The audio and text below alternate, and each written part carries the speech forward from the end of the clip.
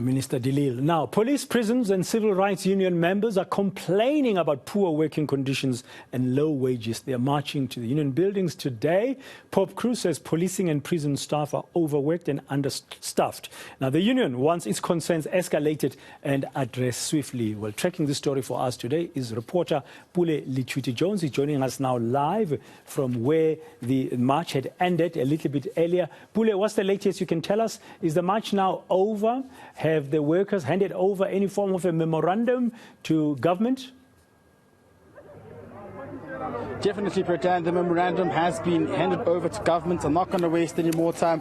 I'm going to shoot straight to Minister of Justice, Ronald Lamola, speaking to us right now. Thank you very much for joining us, Minister. You've heard some of the demands that have been tabled. Are they achievable? Are the expectations something government can speak to, something government can address?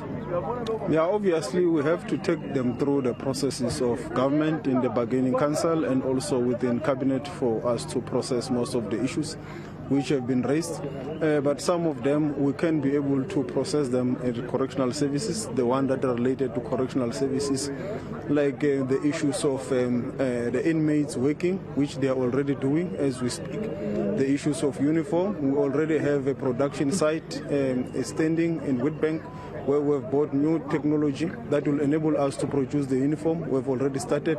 So there is a number of them which I believe we can be able to respond in a positive way, which we think that it is achievable. Obviously, the ones related to financial implications, it needs a further processing with the National Treasury and the whole of government.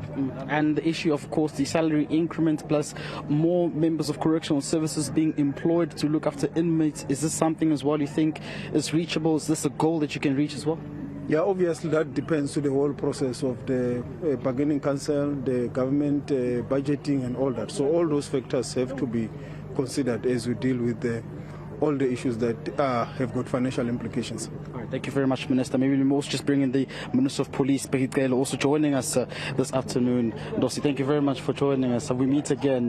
Quite a number of challenges tabled. You've been given 21 days.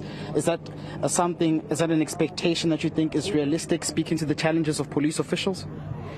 Well, the challenges of the police are not necessarily for the ministry, they're across the government, across the treasurer. You put them on the table. Anyway, it would not be for the first time that they are put on the table of the cabinet and the treasurer. I hope that the ear that the treasurer gives to us will continue, for the fact that for many years we have not been given people to train. At least this year we've got 10,000. We hope when we put those things in the table, the president and treasurer will understand. Look, we understand these problems and challenges they talk. We don't just meet police in the office, we meet them on the ground, we work with them. Most of the things they talk about are things we understand and are things that we agree that they need to be corrected as challenges. I mean, police officials are now threatening to camp outside Parliament and down tools to embark on a strike. This is something very serious, looking at how crime is already on the rise in the country. But furthermore, again, we've witnessed the July unrest, which was deadly to most community members. Is this shocking for you? Is this something you think you will have to look into urgently to address the needs of police officials? They're speaking about austerity measures, more money when going to high-risk environments such as 1.5 increments, amongst other issues. Is this something you think you can look into urgently? As I'm saying, we have been looking on these matters. It's not that something new that we'll talk to it because it has just happened now because we have a memorandum. I'm saying that the numbers, the figures of the police on the ground are shocking. I agree with you. Come year 2010, we were 195,000. Now we're 176,000. We're 20,000 down with the population going up. Those are the things that we need to put on the table, and we hope across the government, especially with Treasury, we will be able to speak and we'll be able to listen. But there are other things that they raise. Fully agree with them that the danger allowance, it needs to find its way upward. It has been 400 for far too long. Those are the things that we discuss. As I'm saying to you, danger allowance, they are dying on the ground, the police, as attending the funeral as if we're AFPOP. We're not AFPOP. These police must be protected. We must work with them going forward.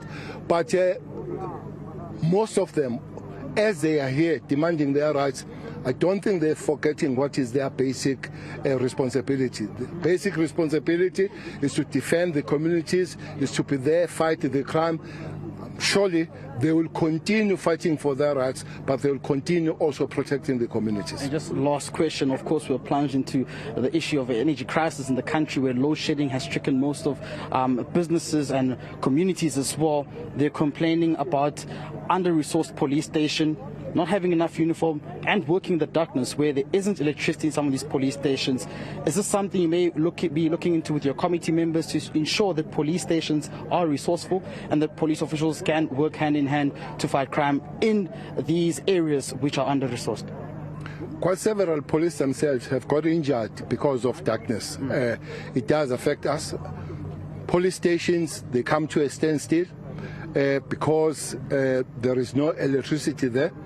But also the problem about the facilities of the police, they are in the hands of the other departments, especially when it comes to stations and the generators in the hands of the other departments.